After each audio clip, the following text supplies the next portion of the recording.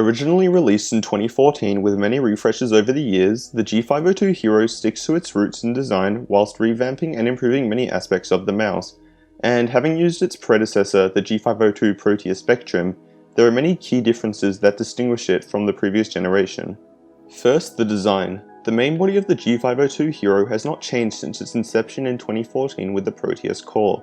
It features two side buttons, a sniper button that rests near the thumb, and two DPI buttons near the left mouse button, all of which are programmable through Logitech's G Hub or their Logitech gaming software.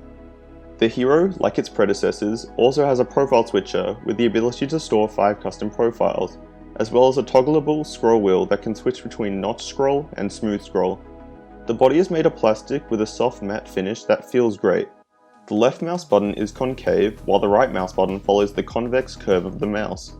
This, combined with the slight right tilt of the mouse, the groove for the thumb rest, and the textured rubber on both sides of the mouse, means that the G502 Hero is extremely ergonomic and feels great in the hand. Both primary buttons use Logitech's Omron switches that are rated for 50 million clicks.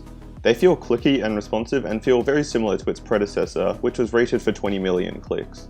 The G502 Hero's main upgrade over the Proteus Spectrum is that 16K Hero sensor, which allows for the DPI to be set between 100 and 16,000.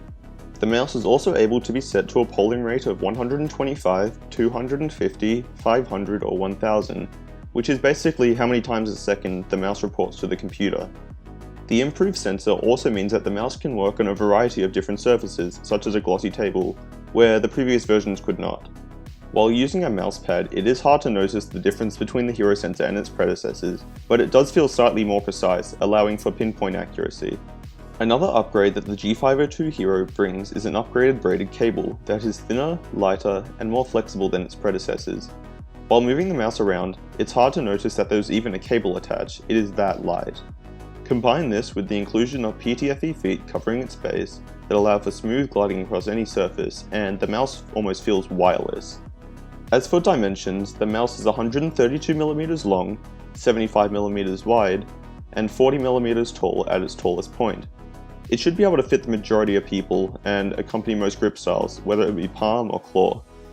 Like the majority of gaming mice on the market, the G502 Hero has RGB lighting for the Logitech logo and DPI indicator, with 16.7 million colors and many effects to choose from.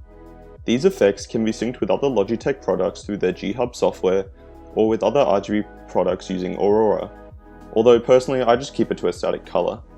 The G502 Hero weighs 121 grams, which is heavier than most gaming mice that are coming out now. That said, the weight really doesn't impact the movement of the mouse whilst gaming, but it may be felt when lifting it up. If you did want to increase the weight of the mouse, the G502 Hero comes with 5 3.6 gram weights that can be put into the base of the mouse, increasing its weight to 139 grams. I personally leave them out, but it's personal preference whether you put them in. While I absolutely love the G502 Hero, it is not perfect. While it is great to have extra buttons to program, I find I rarely use the two DPI buttons near the left mouse button, as they're not in a great position and are accidentally pressed quite often. The mouse wheel makes a quiet clicking sound when moving the mouse quickly side to side, and there is mouse studding when switching profiles. However, these flaws don't take away from the fact that the G502 Hero is an excellent mouse for gaming and casual use. It is extremely comfortable, the braided cable makes the mouse feel wireless, there are 11 programmable buttons, and the PTF feet make it glide across a mousepad.